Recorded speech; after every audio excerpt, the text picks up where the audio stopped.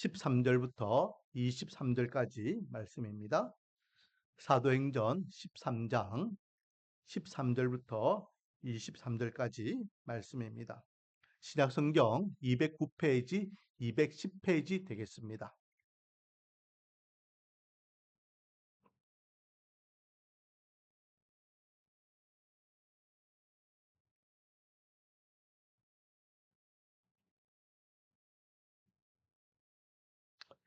한 절씩 돌아가면서 교독하고 23절은 합독하도록 하겠습니다. 자, 13절부터 제가 먼저 읽겠습니다. 바울과 및 동행하는 사람들이 바보에서 배 타고 밤빌리아에 있는 버가에 이르니 요한은 그에게서 떠나 예루살렘으로 돌아가고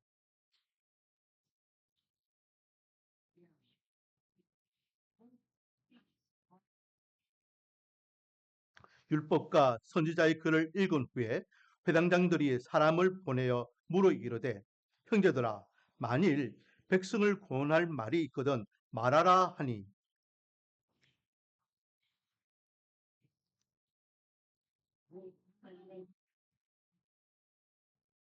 이 이스라엘 백성의 하나님이 우리 조상들을 택하시고 애굽 땅에서 나그네 된 그 백성을 높여 큰 권능으로 인도하여 내사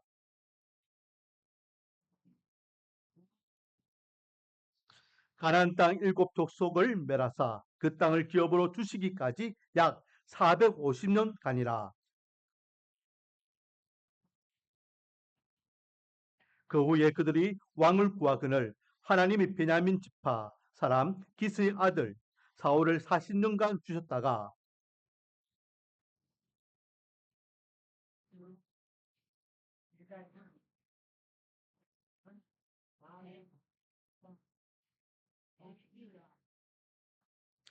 같이 읽겠습니다. 하나님이 약속하신 대로 이 사람의 후손에게 이스라엘을 위하여 구주를 세우셨으니 곧 예수라. 아멘. 할렐루야. 오늘도 하나님께 나와 찬양과 경배와 예배로서 하나님 앞에 영광 돌리는 저와 여러분에게 하나님의 한량없는 은혜와 축복이 가득하기를 주님의 이름으로 축원드립니다. 추석 명절 잘 보내셨습니까? 무탈하게 이렇게 한자리에 모여서 함께 예배 드릴 수 있어서 감사합니다. 저는요, 추석 명절을 잘 보냈습니다. 오늘도 우리 아버님, 형제분들이 같이 예배 드리고 있지만은 정말 뜻깊고 좋은 시간을 보냈습니다. 그런데 추석 다 끝나고 기분이 안 좋았어요. 어, 그날은 바로 금요일이었습니다. 제가요, 축구를 좋아하거든요. 그 어릴 적에는 공차로 막 돌아다닌다고 막 그런 적도 있지만은 지금은 이제 배도 나오고 조금 나이도 들고 해가지고 공 차는 것보다 보는 걸 좋아하거든요. 금요일 날 우리나라 축구를 국가대표 선수가 두 번이나 했어요. 오전에도 했고 오후에도 했습니다. 오전에는 U20 그러니까 20세 이하 젊은 애들이 이제 월드컵을 나갔는데 졌어요. 그리고 저녁에는 또 우리 A팀 그러니까 진짜 국가대표팀이 브라질을 초청해가지고 경기를 했습니다. 왜 기분이 나빴을까요? 대파 깨졌거든요. 5대 빵, 5대 빵. 예, 깨졌습니다. 그렇다고 해가지고 뭐 못하는 선수들이 아니에요. 우리나라에서 제일 잘하는 선수 해외파 다 불러 모았습니다. 손흥민도 오고 김민재도 오고 이강인도 오고 처음에는 이강인이 안 보여가지고 야 이강인이 빠져서 우리 못하나 했더만 알고 보니까 이강인이 번호표를 다른 걸로 달고 나가 뛰고 있더만 뭐 잘한다는 선수는 다 있었습니다. 그 실력차가 확실히 있었죠. 뭐 내년에 월드컵을 준비하기 위한 것이니까 뭐 센 팀도 하고 붙으면서 약점을 잘 보완하고 또 우리만의 경쟁력을 키우면은 분명히 좋은 성과가 있을 줄 믿습니다.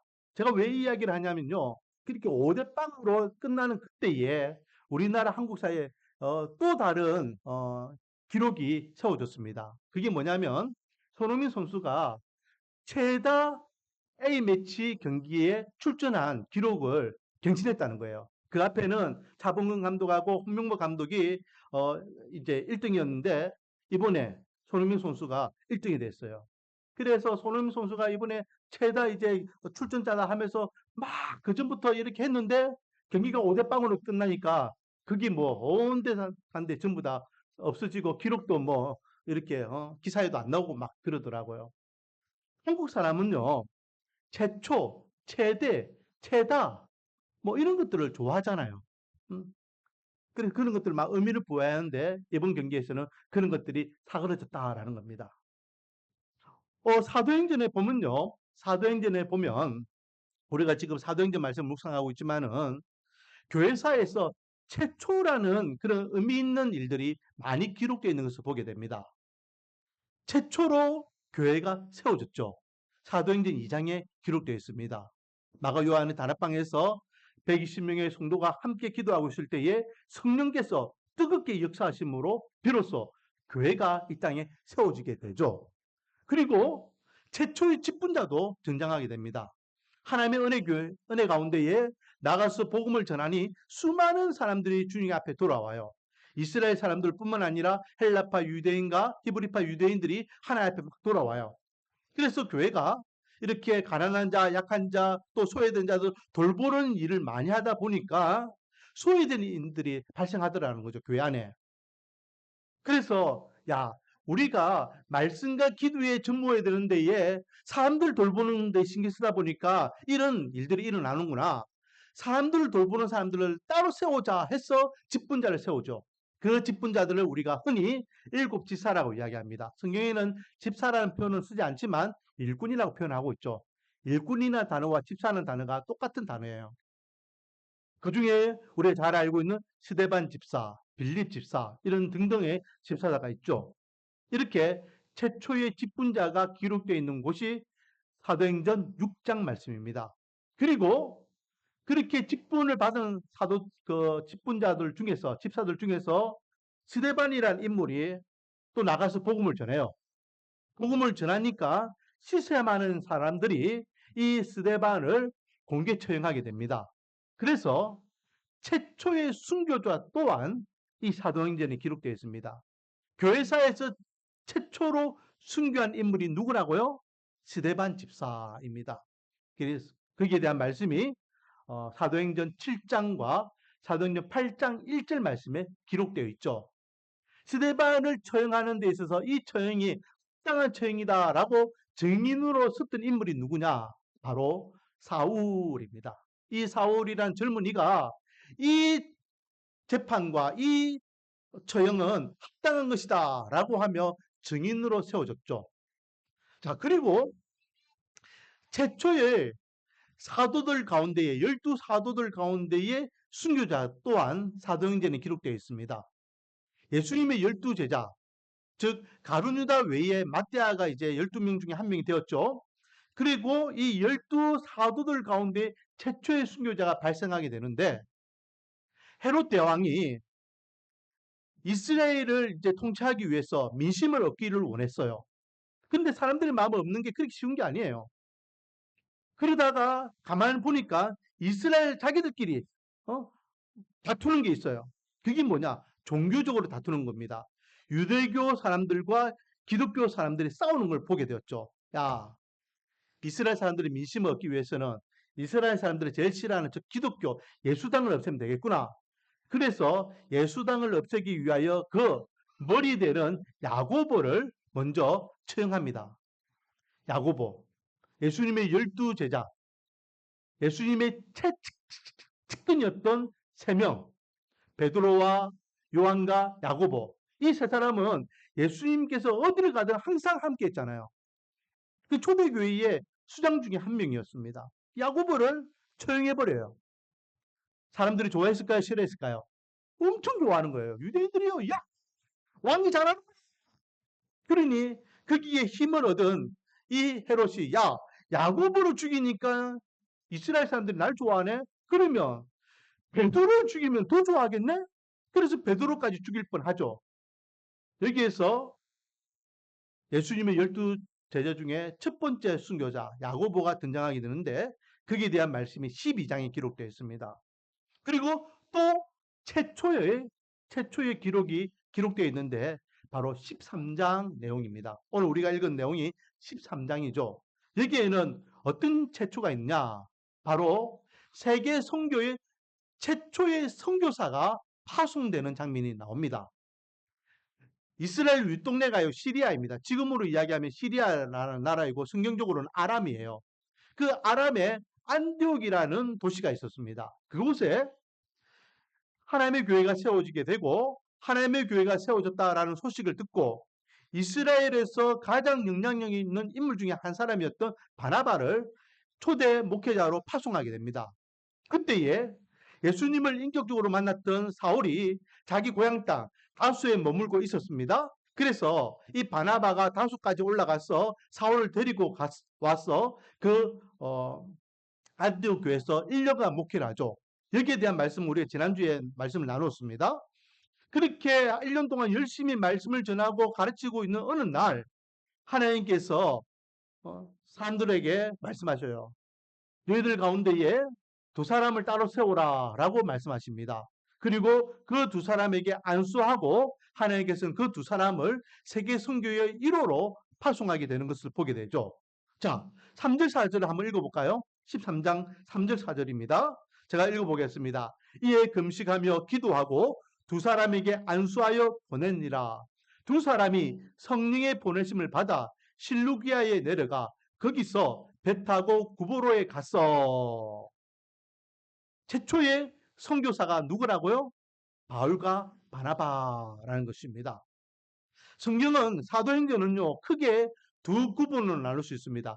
1장부터 12장까지는 12사도 중심으로 예루살렘 중심으로 기록되어 있다면 13장부터 28장까지는 바울 중심으로 지중해 중심으로 기록되어 있습니다. 왜? 그 당시에 세계는요, 지중해였거든요. 지중해.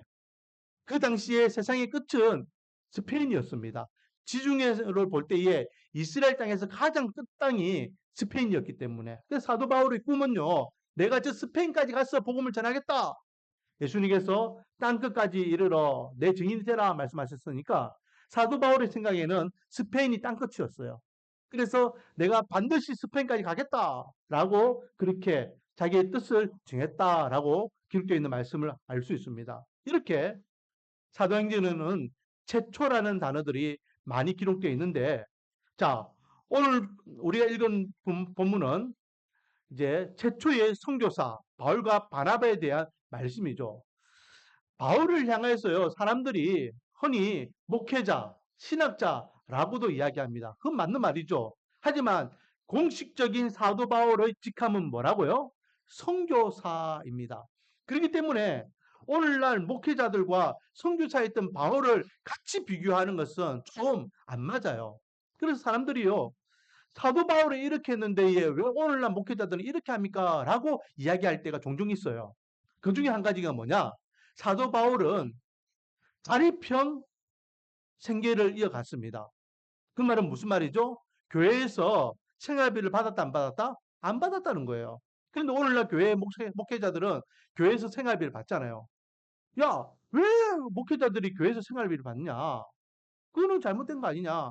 사도 바울도 안 받았다고 하는데 사도 바울은 선교사로서 선교 활동을 하면서 후원금을 받았습니다. 사례비를 안 받았을 뿐이지. 그리고 그와 함께하는 전도단이 최고 몇 명이 있었다? 70명이 있어, 80명이 있었어요. 그는요, 결코 혼자 사회 가지 않았습니다. 그의 전도단이 있었어요. 그런데 오늘날 목회자들은요, 본교회에서 담임을 하고 있잖아요. 그 교회에 목숨을 겁니다. 모든 생활을 교회에 다 드리고 있습니다. 생계 수단이 없어요. 그러니 목회자들을 이렇게 교회에서 이렇게 섬기는 겁니다. 월급이 아니에요. 그냥 생활비라는 거죠. 우리 목사님 생활하는 데 있어서 필요한 양식 사드시고 아이들 가르치는 데에 학비 되시고 뭐 이런 생활에 관계되는 가장 기본적인 것들을 제공하는 것이 사례라는 거죠. 그런 의미에서 사도 바울과 오늘날 목회자들은 이렇게 같은 선상에서 보면 안 된다라는 것이죠. 이렇게 1호 선교사가 된 바울과 바나바가 최초로 전도하러 간 곳이 어디냐? 지도를 한번 보겠습니다. 지도를 보면요, 제가 오늘 본문을 이해하기 위해서 여러분 흔히 이스라엘 땅 여기 보면 이스라엘 있죠 밑에 특히 이스라엘입니다. 그리고 옆에 있는 큰 바다가 지중해예요. 지중해. 지구의 중심이 되는 바다라는 의미예요. 이걸 기점으로 해서 유럽과 아시아와 아프리카가 나눠지게 되죠.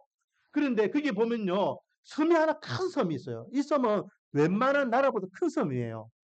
이 섬 이름이 구브로입니다. 구브로. 그래서 사도 바울과 바나바가 제일 처음 선교하러 갔던 지역이 어디냐? 이 섬이었어서 지리적으로도 가장 가까웠고 그리고 또 개인적으로는 바나바의 고향 땅이었기 때문에 그러기 위해서 이 구보로에 가서 한 바퀴를 돌면서 복음을 전하고 이제 배 타고 저 위에 지금으로 이야기하면 트리키에 옛날로는 터키라고 했죠. 성경적으로는 갈라디아입니다. 자, 다음 사진. 이렇게 1차 전도 여행을 저렇게 합니다. 1차 전도 여행은요. 오늘 새벽에도 말씀 나눴지만은 아주 크게 하지 않았어요. 갈라디아 지역의 남쪽 지역 위주로 이렇게 복음을 짧게 전하고 돌아옵니다. 배 타고 저렇게 밤빌리아 버가라는 곳에 가서 복음을 전하고 또 이어서 비스디아 안디옥에 가서 복음을 전하고 이어서 또 이고니온과 또 루스드라에 가서 복음을 전하고 마지막에는 더베까지 가서 복음을 전하죠. 루스드라 같은 경우에는요. 사도 바울이 사람들이 돌로 쳐가지고 죽을 뻔합니다. 사람들이요. 바울이 죽었다라고 생각하고 그냥 방치하고 길거리에 이렇게 버리고 떠났어요. 그런 바울을 제자들이 거두어서 정신 차리고 돌아오게 되죠. 복음을 전했던 드베와 루스드라, 이고니온 그리고 안디옥을 다시 재차 돌아오면서 복음을 듣고 믿음 생활, 신앙생활하는 사람들에게 위로와 격려와 그리고 그 교회의 지도자가 될 만한 장로들을 한 명씩 세워놓고 그는 다시 안독이라는 곳으로 파송받았던 교회로 돌아오게 되죠. 이게 1차 선교 여행의 모습이에요. 지금으로 이야기하면 터키 지역의 남쪽 부분, 그것도 동남쪽의 일부분만 전도했다라는 것입니다. 자, 다시 오늘 본문으로 돌아왔어요. 이렇게 사도 바울이 1차 전도 여행을 떠나게 되는데 사도 바울은요. 오늘 본문을 통해서 안디옥이라는 교회에 머물게 되고 안디옥에서 복음을 전하게 됩니다. 자, 오늘 본문을 읽었던 13절부터 보면요. 사도 바울이 회당이라는 곳에 가서 이제 예수님의 복음을 전하게 되는데 엄밀히 따지면은 사도 바울의 설교가 되겠죠. 이 설교 내용이 기록되어 있습니다. 설교 내용을 통하여서 안디옥에 있는 수많은 영혼들이 하나님의 은혜를 받게 되죠. 자, 14절부터 제가 읽어보겠습니다. 그들은 버가에서 더 나아가 비스디아 안디옥에 이르러 안식일에 회당에 들어가 앉으니라.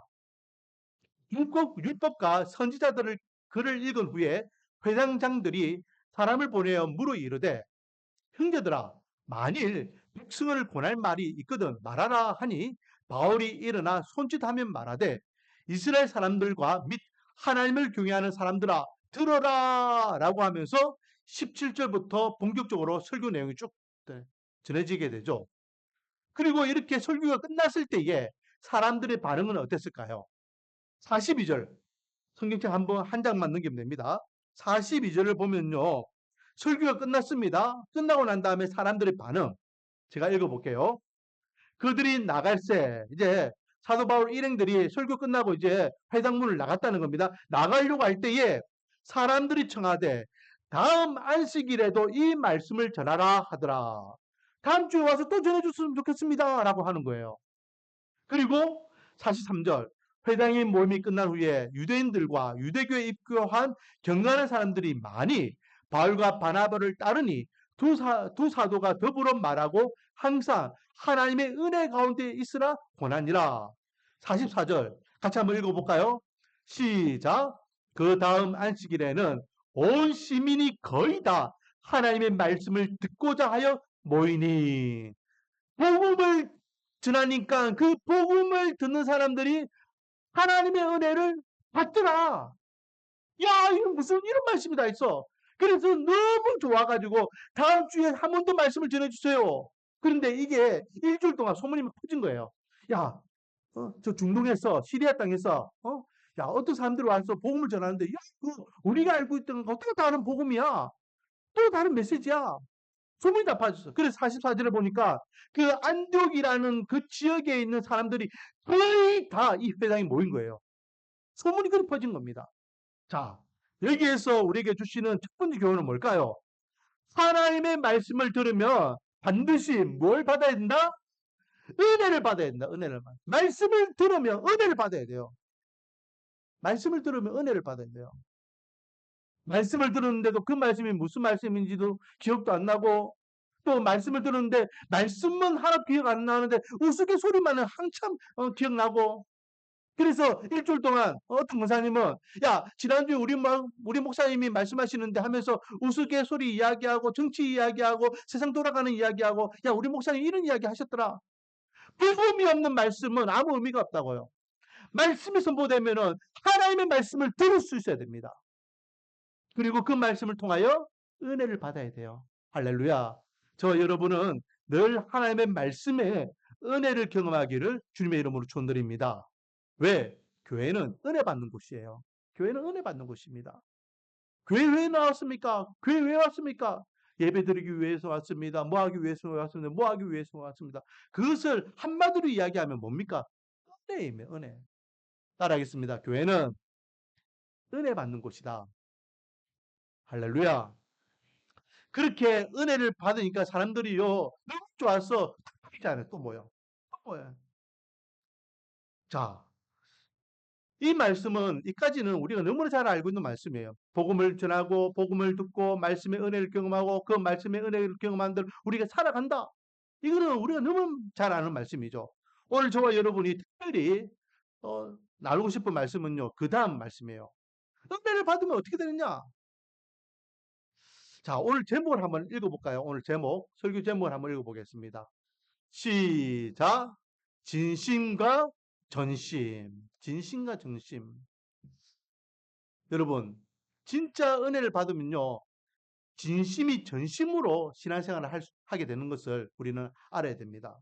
오늘 본문의 사도 바울의 설교 가운데에는요, 두 명의 인물이 나오고 있는 것을 우리가 볼 수 있습니다. 첫 번째 인물은 13절에 기록되어 있죠.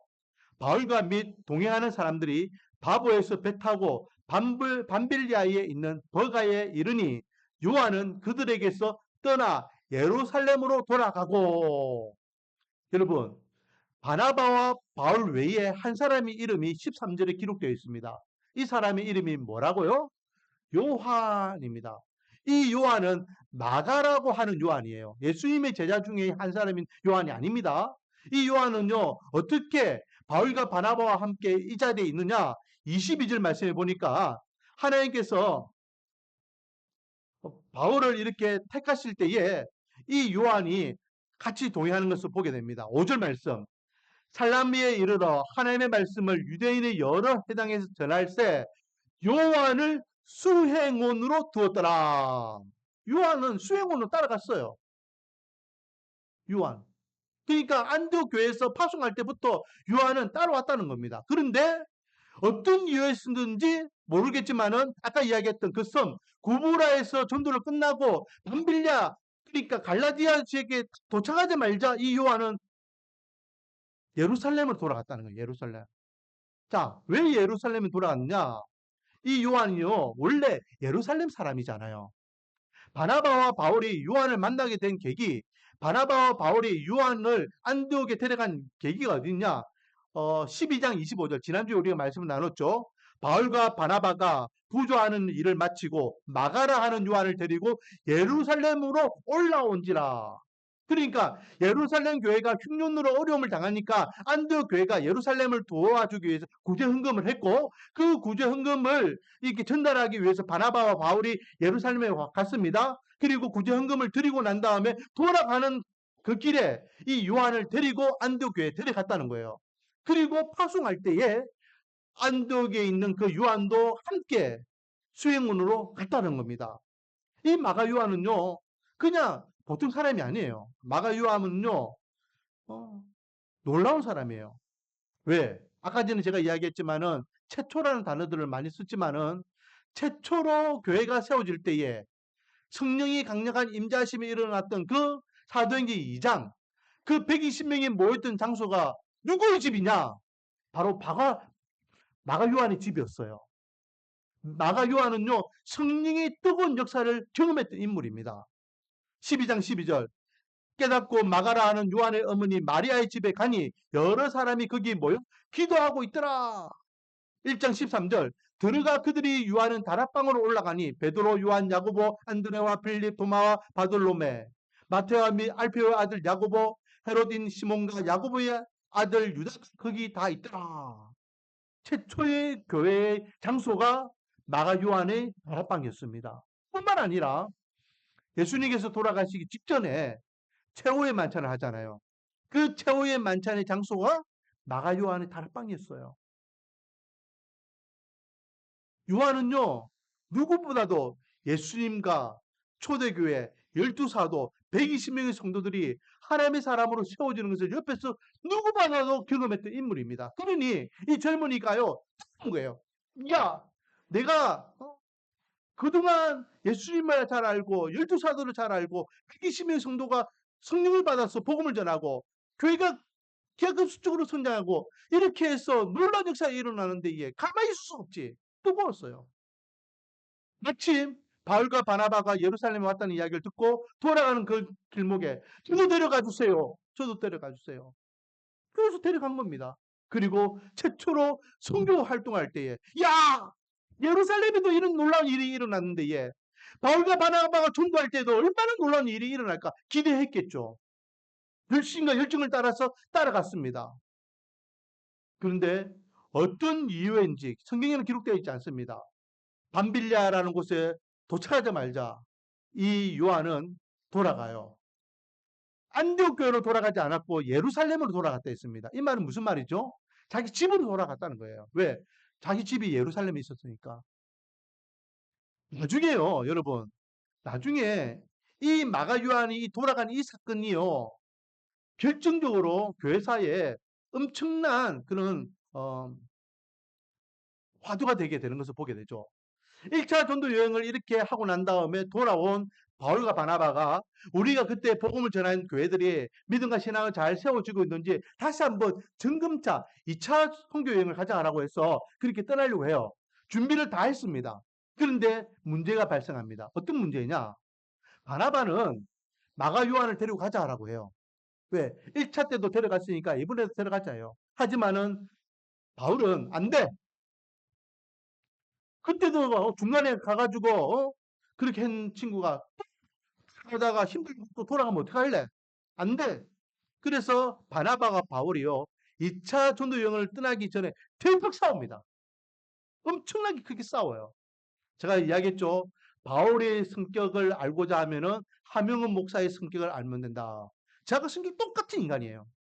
예수님과 바울과 저는요, 성격이 좀 더러운 성격이 있어요. 고집도 있고. 성격을 이야기하는 겁니다. 그, 바울이 그렇게 고집이 있었어요. 안 돼. 한 번 내 눈에 찍힌 놈은 이제 끝이야. 대폭 싸워요.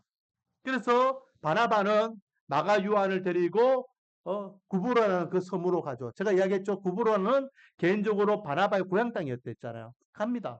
그리고 바울과 신라가 구브로에 원래 가야 되는데 그 바나바 가버리니까 구브로 지역은 패스하고 2차 전도 여행은 이제 그 밤빌리아를 비롯해서 갈라디아 지역을 이제 돌아가게 되죠. 대박 싸우게 돼요.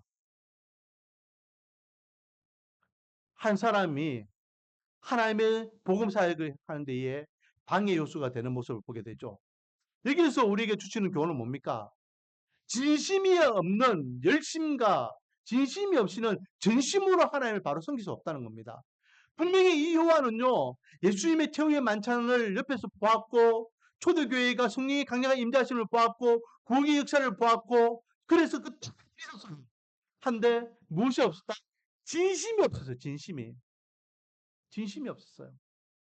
진심이 없는 열심은 이렇게 외부적으로, 환경적으로, 신앙적으로 어떤 문제가 발생하면 흔들릴 수밖에 없다는 겁니다. 반면에 오늘 본문에 보니까 또 다른 인물이 사도 바울의 설교 가운데에 등장하게 되는 것을 보게 됩니다. 그 이름은 바로 다윗이죠. 다윗. 22절, 23절 말씀입니다. 피하시고 다윗을 왕으로 세우시고 증언하여 이르시되 내가 이새의 아들 다윗을 만나니 내 마음에 맞는 사람이라 내 뜻을 다 이루리라 하시더니 하나님이 약속하신 대로 이 사람의 후손에서 이스라엘을 위하여 구주를 세우셨으니 곧 예수라. 하나님께서 다윗을 향하여 뭐라고 말씀하셨습니까? 내 마음에 맞는 사람이다. 한글 성경에는 내 마음에 합라고 말씀하셨어요. 다윗을 한마디로 하나님께서 그렇게 평가하신 겁니다. 그런 다윗을 향하여서 하나님께서는요, 뭘 약속하십니까? 다윗의 후손으로 예수님을 약속하셨습니다. 하나님의 뜻을 이루기 위하여 예수 그리스도가 이 땅에 오셔야 되는데 그 오시는 길을 다윗의 가문을 통해서 약속하신 거예요. 하나님 앞에 스텝받는다는 것은 얼마나 놀라운 일인지 모릅니다. 우리가 유력한 자에 의해서 한번 지목당하는 것도 정말로 가문의 영광이라 생각하는데 뭐 유명한 인사가 손 한 번 잡아줘도요 나는 앞으로 내 손을 씻지 않겠어 라고 이야기하는데 하나님께서 나를 지목하시고 하나님께서 우리 가문을 선택하셨다. 얼마나 놀라운 일입니까? 예수님께서 이 땅에 얼마나 가정들 가운데에 이 땅에 오시고자 선택받은 그 가정이 그 가문이 다윗 가문이었다라는 거죠. 이유는 한 가지입니다. 하나님의 마음에 합하였기 때문에. 하나님의 마음에 합했다는 말은요. 다른 말로 이야기하면 다윗은 하나님께 진심인 사람이었다라는 겁니다. 제가 다윗을 이야기할 때에 항상 이야기하잖아요. 다윗의 말년을 보면 안 된다 했습니다. 우리가 다윗을 볼 때에는 태평승대를 누렸던 위대한 왕이었던 다윗만 생각합니다. 대한민국 사람들이 세종대왕을 존경하듯이 이스라엘 사람들이 그렇게 다윗을 존경하고 교회 다니는 사람들이 다윗을 사랑하는 같이 그렇게 다윗의 잘된 모습만 보면 안 돼요. 다윗은 어릴 적부터 부모 형제로부터 내침을 당했습니다. 목동으로서 립스나는 그 바깥에서 양치고 소치면서 그렇게 자랐던 인물이에요. 그런 목동을 하나님께서 이스라엘을 왕으로 세우셨고 왕이 되었을 때도 전 이스라엘 12지파가 다윗을 인정하지 않았잖아요. 처음 7년 6개월 동안은 남유다의 헤브론지어 자기 고향 땅에서만 왕으로 인정받습니다. 말이 왕이지 왕이라는 단어, 족장이라는 단어, 그리고 추장이라는 단어는 똑같은 단어예요. 그러니까 그냥 이게 부족장이에요. 부족장. 그러다가 사울 왕이 죽고 난 다음에 5년가 지났을 때에 북이스라엘의 10지파가 다윗에게 찾아옵니다. 당신을 우리의 왕으로 우리가 추대하겠습니다. 하나님께서 당신을 왕으로 인정하셨으니까 우리도 인정합니다. 비로소 이스라엘을 왕으로 등극하게 되는 것을 보게 되죠. 다윗은요 왕이 되었을 때도 그렇게 녹록하지 않았어요. 나라가 안정되지 못했으니까. 왜 사울 왕이 죽었습니까? 블레셋의 침공해서 사울과 요나단이 길보아 산에서 하룻밤 다 죽잖아요. 나라가 약해요. 주변국들이요 늘 이렇게 공격하고 침공하고 침략당해서 너무나 힘든 시기에 왕이 되었습니다. 그러니 왕권이 약했다는 말이죠. 나중에 다윗이요 죽을 때에 자기 아들 솔로몬에게 유언을 남기는 게 뭡니까? 살생부를 남기잖아요. 살생부. 아들아, 네가 앞으로 왕이 되면은 저 인간도 죽이고 저 인간도 죽이고 저 인간도 죽이고 저 인간도 죽이고 그런 살생부를 남깁니다. 어떤 아버지가요 자기 아들에게 유언으로 사람 죽이라고 하겠습니까? 그 말은 무슨 말이죠? 다윗은요 평생 그 왕권이 약했기 때문에 힘들고 괴로운 삶을 살았습니다. 왕이었기 때문에 비록 자기 손으로는 그 대직자들을 치지 못하고 왕권이 약했기 때문에 함부로 하지 못했지만 내 아들은 내 마음을 내 원한을 풀어줬으면 좋겠다라는 원한이 있었던 거예요. 그래서 솔로몬이 왕이 되자마자 아버지 요원을 따라서 다 죽여버렸죠. 그 중에 한 명은 요압이라는 장군도 있었습니다. 요압은요 개인적으로는 다윗의 사촌이었지만은 또 공적으로는 이스라엘 군대 장관이었습니다. 누구보다도 다윗을 잘 알았고 평생 다윗과 함께 전쟁에서 함께했던 인물이었습니다. 그런데 그의 아들에게 요압을 죽이라라는 살생부를 날려요. 엄청난 그 말은 요압은 한편으로는 든든한 동지였지만 또 한편으로는 다윗의 왕권을 위협하는 또 다른 인물이었다라는 거죠. 그의 아들들도 마찬가지잖아요. 그의 아들들도 다윗을 얼마나 괴롭혔습니까? 심지어는 압살롬이 쿠데타를 일으켜서 다윗이 도망가는 데에 야반 도주하는 데에 신발도 제대로 신지 못하고 그렇게 조롱받으면서 도망갔던 모습을 우리는 잘 알고 있습니다. 다윗은요 순탄하지 않은 삶을 살았습니다. 말이 좋아서 다윗 왕이었고, 다윗의 시편이나 다윗이 그렇게 잘 되는 모습만 우리가 이야기하기 때문에 다윗을 이렇게 초항하지만은 다윗은 그런 인물이 아니에요. 늘 고달프고 힘든 인생을 살았습니다. 하지만 아버지로부터 인정받지 못하고 목동으로서 냄새나는 양들을 쳤고, 골리앗을 죽였지만은 사울 왕에게 시기 질투를 받아서 도망자의 인생을 살았고, 하지만은 왕수의 역할을 제대로 하지 못하여 사람들에게 늘 도전이 그런 삶을 살았지만, 그의 중심, 하나님을 향한 그의 만심은 진심이었다는 거예요. 하나님을 향한 그 마음이 진심이니까 하나님께서 다윗을 향하여 축복해 주셨고, 다윗을 통하여 하나님께서는 예수 그리스도를 이 땅에 보내시는 놀라운 약속을 이루시는 것을 보게 됩니다. 사랑하는 성도님 여러분, 열정과 열심만 가지고 우리가 신앙생활하면 안 됩니다. 열정과 열심만 가지고 신앙생활할 때에는요, 시험이 오고 핍박이 오고 어려움이 오면은 그 열정과 열심은 사그러질 수밖에 없어요. 요한은 열정과 열심은 있었지만 진심이 없었기 때문에, 중심으로 하나님을 향한 믿음이 없었기 때문에 반비례하는 곳에 머물 때에 그는 모든 것을 다 내려놓고 고향 땅으로 돌아가는 엉뚱한 행동을 하게 됩니다. 하지만 열정과 열심보다 중심이 있었던 다윗은 비록 그의 인생이 녹록지 못하다 할지라도 하나님을 향한 중심이 바로 서 있었기 때문에 그 모든 인생을 다 이겨내고 하나님 앞에 합당한 자다, 내 마음에 맞는 사람이다 인정함을 받게 되는 것을 보게 됩니다. 사랑하는 성도님 여러분, 저와 여러분은 하나님 앞에 진심인 사람이 되어야 될 줄 믿습니다. 은혜를 받고 그 은혜 받은 것이 진심으로 우리 신앙생활 하는데 중심이 되어서 사람이 알아주든 알아주지 않든, 인정받든 인정받지 못하든, 내가 할 수 있든 할 수 없든, 어렵든 어렵지 않든 우리의 이 하나님을 향한 마음이 흔들리지 않으면 하나님께서 다윗을 인정하셨던 같이 저와 여러분의 인생을 인정해 주실 줄 믿습니다. 저와 여러분이 단순히 보여지는 열심만 가지고 전심으로만 신앙생활을 할 것이 아니라 우리의 중심이 전심이 되어 하나님 말씀, 하나님의 교회, 하나님의 뜻을 합당하게 감당하여 하나님 앞에 내 마음의 학자라고 인정받아 하나님께서 기뻐하시고 즐거워하시는, 만족하시는 믿음의 권속들, 또 우리 말씀과 은혜의 교회가 되기를 주님의 이름으로 축원드립니다.